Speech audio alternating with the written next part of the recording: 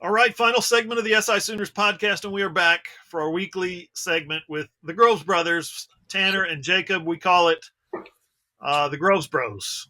They join us. Tanner and Jacob join us exclusively on the SI Sooners podcast every Wednesday.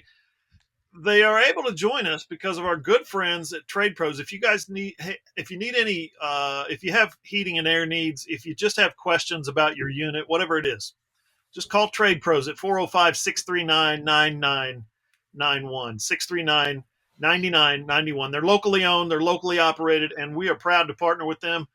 Tanner, Jacob, I hope you guys are staying safe in this crazy weather. Yeah, doing our best. I mean, we've been staying inside a lot. Tell you that.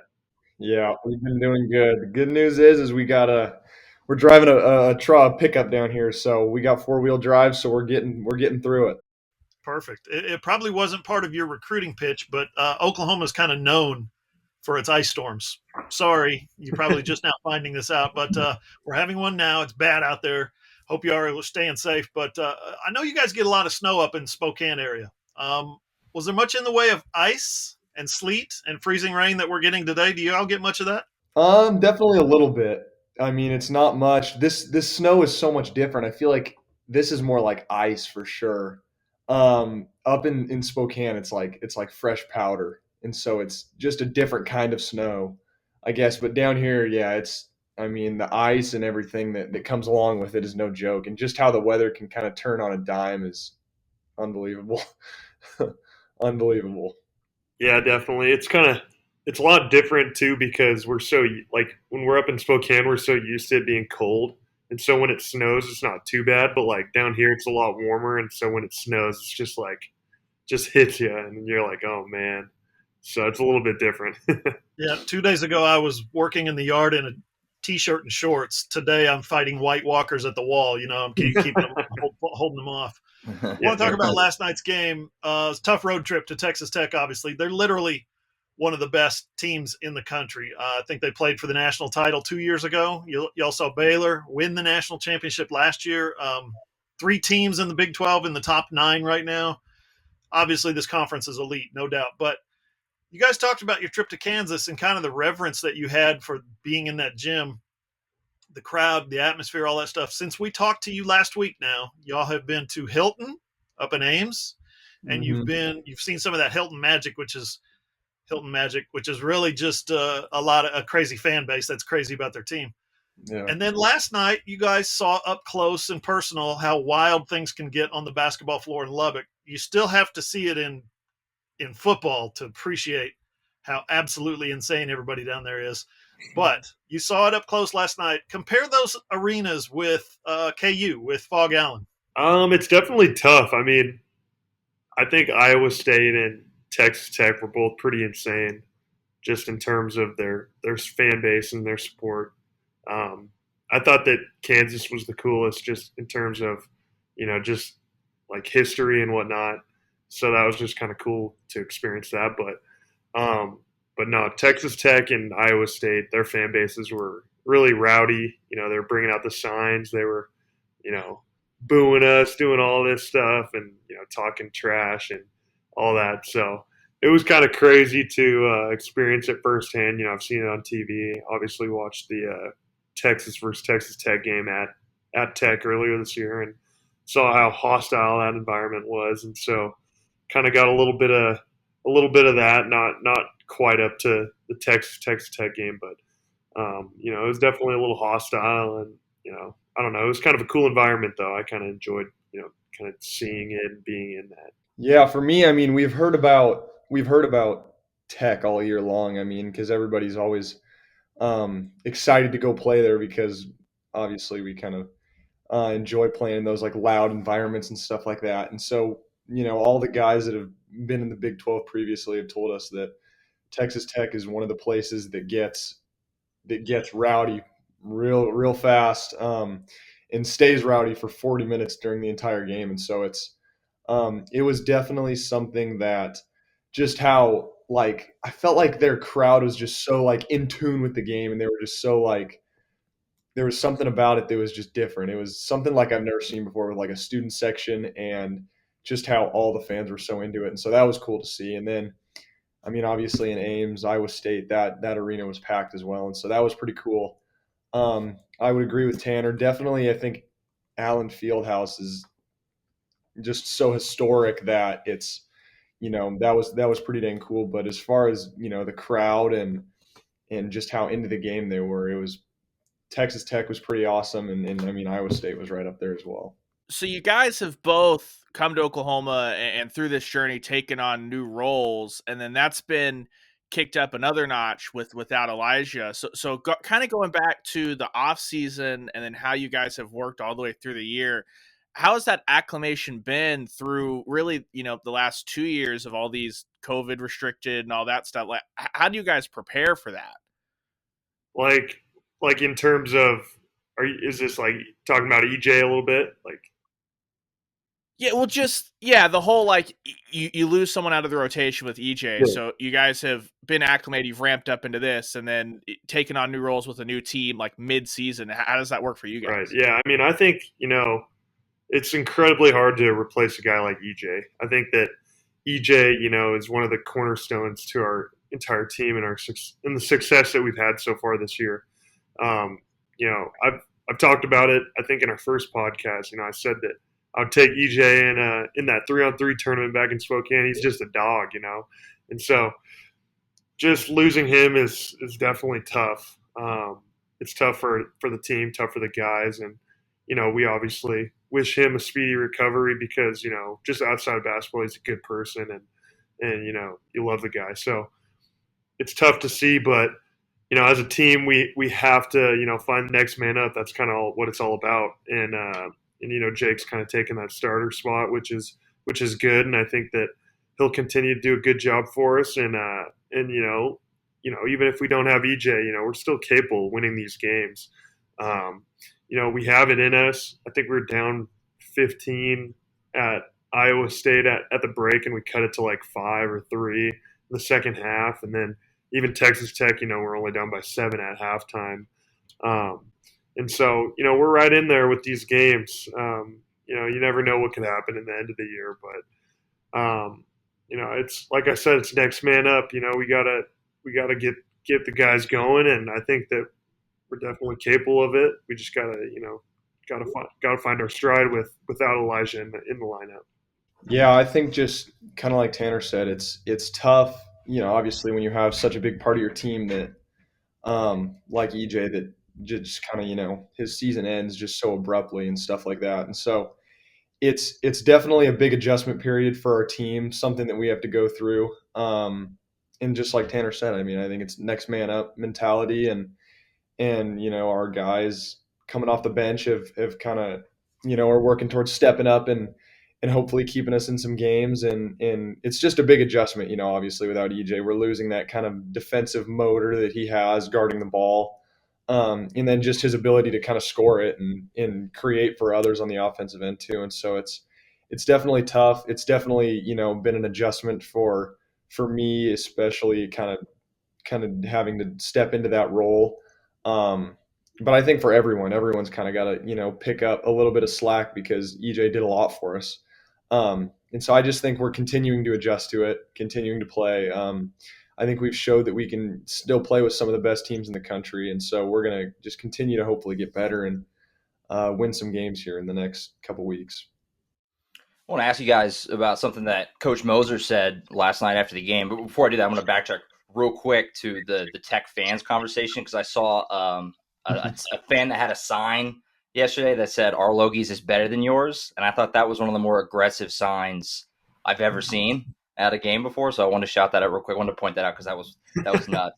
That's hilarious. Yeah, that was a pretty good one. Tech fans are a different breed for sure. Yeah. Speaking of that, actually, we had in our hotel room, we had like a front row view right to Logie's. It was right out the window.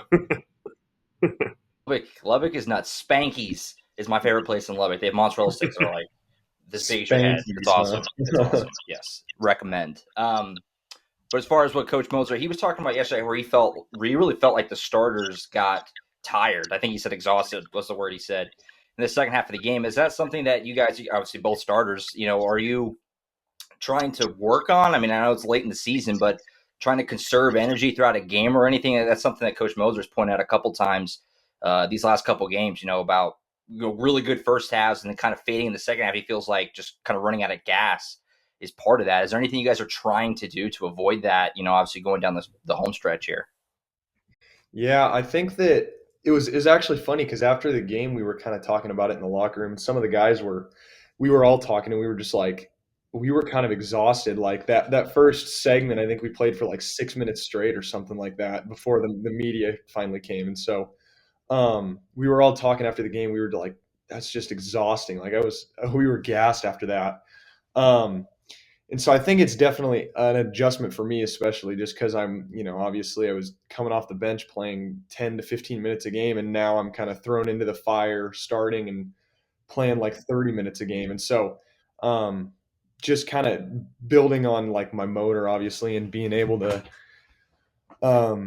just kind of stay in shape and not be like just exhausted. And obviously it's, some of the bigs that Texas Tech has are just big, like they're big physical guys. And so that's just a different kind of conditioning when you're constantly having to push around and get pushed on by those big guys. So it's definitely an adjustment. And, I think we're starting to get used to it a little more, but yeah, it's just, obviously there's no question that our starters kind of got exhausted, and that we're, kind of need to look to our bench to be more reliable and just kind of come in and make a difference in the game. Yeah, kind of speaking of that, I think that we have a really great bench. We have great starters. We're really, like I said earlier, man, we're really capable of being a great team. We beat some of the best teams in the country already. You look at the Florida win, which is a great win for us. You look at the Arkansas win, which they just knocked off the number one Alabama a week or two ago, and then some of our conference wins too, and we're right there. I think that I don't know if what it is like in terms of tired or whatnot, but I just think like as a team we got to start to put together full games. You look at the first time we played Texas Tech, and we could look down the line. We could say, our bench guys brought energy, our starters brought energy, and we played a full 40-minute game, defending really well and making shots too. And so you kind of got to look at those games. You kind of dive into film and see where you can improve, and how you've been able to sustain 40 minutes of good basketball. And so I think, yeah, like I said, we're capable. We're going to keep diving into film. We're going to keep, practicing hard. I don't think anyone in the locker room is hanging their heads right now. I think that we all are still, believing we're still in a position and to make things happen. And so, we're going to keep fighting and do what we can do to win out the rest of the season. Tanner, Jacob, I want to ask you guys about. It feels like it's in the past. Feels like it's behind us now, but we all know that, based on the news that we get all the time, COVID is not in the past. COVID is here. I don't know if it's here to stay, but it's here right now, and we all have to be mindful of how we go about our business and interact. I want to ask you guys, what was COVID like when you guys at 2020, when it was hitting? It started in Seattle, basically in the United States, Seattle, California, San Francisco, all that area. What was that like for you guys to train through that and basically at the end of that season have your season canceled? Tell us about how you guys made the jump there on your roster. Yeah, I mean, it's kind of funny. I remember being on the road. We were at Sacramento State in the Big Sky. We were playing them, and I think it was a February game. It was kind of right when COVID was in the news, but it hadn't really hit the U.S. yet, and everything was still normal by then. But I remember in February, we were at the airport getting ready to play Sac State, getting ready to go to the hotel, and I check my phone and I see on Twitter it said, the first case in the U.S. is in Washington. And so I was like, what the heck? This is crazy.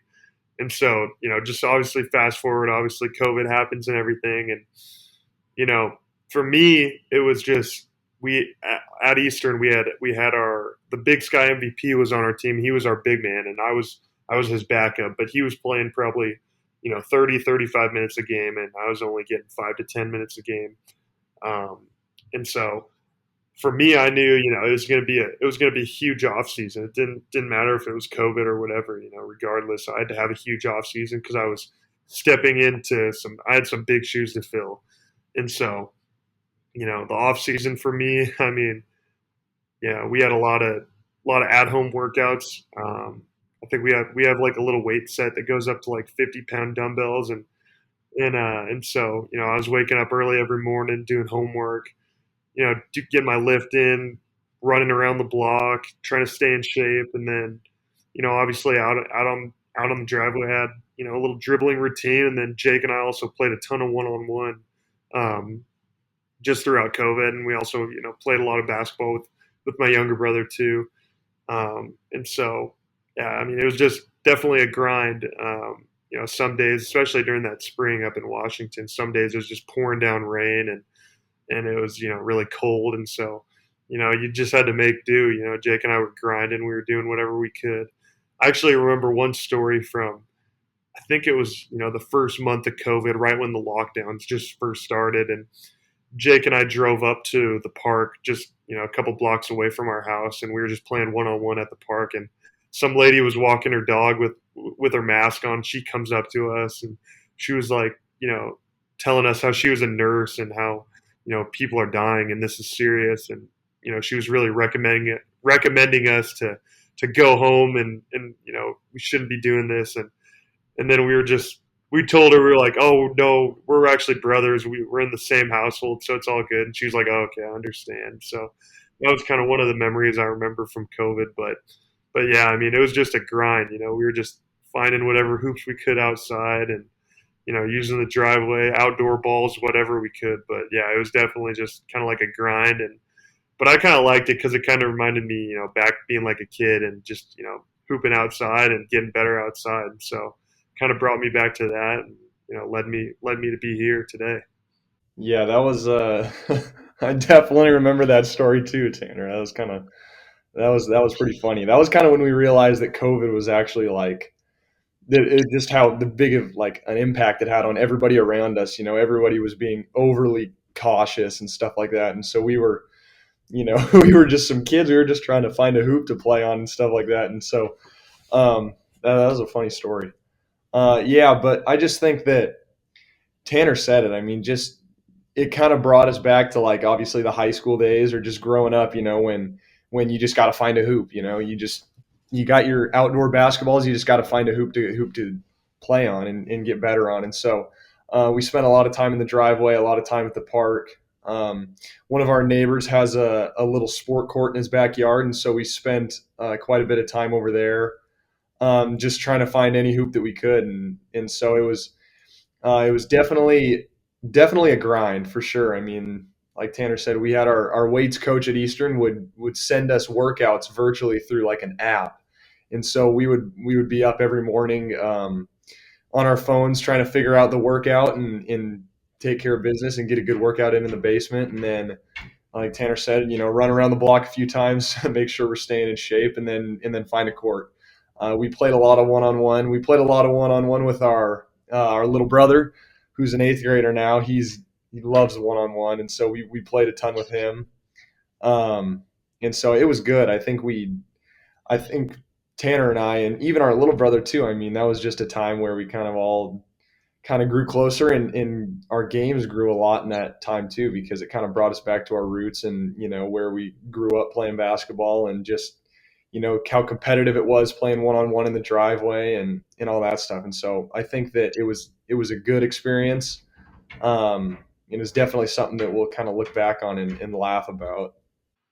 Yeah, kind of speaking off that too. Actually, again, I think just the worst part of COVID hoops was like sometimes in the spring, we'll get spring storms. Like I said, it's raining sometimes, but the worst is like when it gets windy up in Spokane, and you're trying to shoot outside, and you shoot it, it looks good, and then the wind just takes it and it's an air ball. That was probably my least favorite part about COVID hoops. That was the most frustrating thing. Me and Jake would be out in the driveway rebounding for each other, just doing spot shots. Like you got to make 10 from each spot. And, it would take forever to just get one spot. And that would just be the most frustrating thing ever. I just remember that. That one would have been good. That one would have been good. That was, just hey, you got to make up as you go. Don't worry about it. Eventually, you're shooting like way off. Just try to get the wind to pull it in. Play the wind. Play the wind. Very relatable in Oklahoma because, as you guys know at this point, windy state. No doubt. So yeah. So you guys have each other, right? That helps you out work on your personal game. But when you spin into the 2021, those spring workouts, you don't really have a team. Like, how hard is that as far as getting those workouts under your belt, making sure you're continuing to improve when you don't really have that huge structure around you without a team? Yeah, that's true. I mean, I think March Madness happened, around late March. And then I think by the time Jake and I committed, I think on April 18th is when we committed, I believe. And so we had, after the season ended, mid-March all the way up until June when we got here at OU, we had that time to try to get better and grow. And it was kind of on our own. We didn't really have structure. We didn't have, coaches, leading us through workouts or anything. And so a lot of the times I think, Jake and I were still living with our roommate from Eastern who plays out at Portland now. And so us three were kind of, as a group, we were just, trying to find whatever we could, kind of similar to COVID. But, Eastern was gracious to still let us in the gym. And so we had a ton of workout time in there, kind of did that. And then, weights wise, back home we have a guy that trains us, and so we would drive out every morning, drive out probably 30 minutes to the gym and just get a nice lift in probably 5 days a week, and then come back to Eastern and get our shots up. And we played a ton of pickup too with John Stockton owns a gym here in Spokane that tons of Gonzaga players will play at, tons of former pros will come back and play at. It's a really cool culture out in Washington, and I think we played pickup 3 days a week, just working on our game with a lot of good talent. And so, I definitely think made a jump in the off season, and it was just a lot of fun, kind of doing that on our own.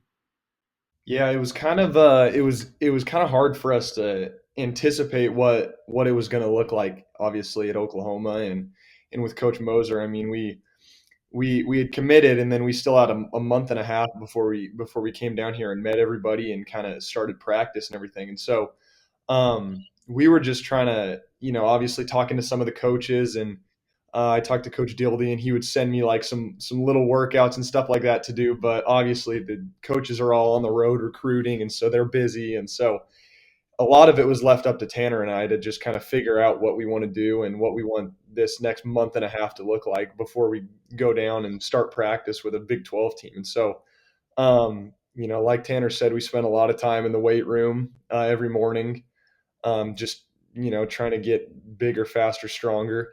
And then we played a ton of open gym, which was really good for us too, because open gym is one of those things where you can kind of work on your game and work on stuff that you don't usually do, like in games or in practice. And so, we kind of got a lot more comfortable, just kind of doing some of the things and growing on our game, which was really cool to see. And then, we spent a lot of time just getting shots up at Eastern and just trying to find a gym anywhere we can just to, stay shooting. It was also kind of funny because it kind of set in with us once we realized we were going to leave and we were going to go to Oklahoma. And so we tried to spend a lot of time with our family as well. We were still staying at Cheney at the time, but we would go up to the lake pretty much every weekend. The kind of 2 days that we got off, we have a lake cabin in northern Idaho, and so we'd drive up there and spend some good time with our family and just kind of enjoy the Pacific Northwest before we went down to Oklahoma. And so we had a good time for sure, and it was definitely a time to, that Tanner and I both kind of grew our game and just kind of prepared for what was ahead. Yeah. I wanted to just, before we wrap up, just kind of pivot off basketball a tiny bit.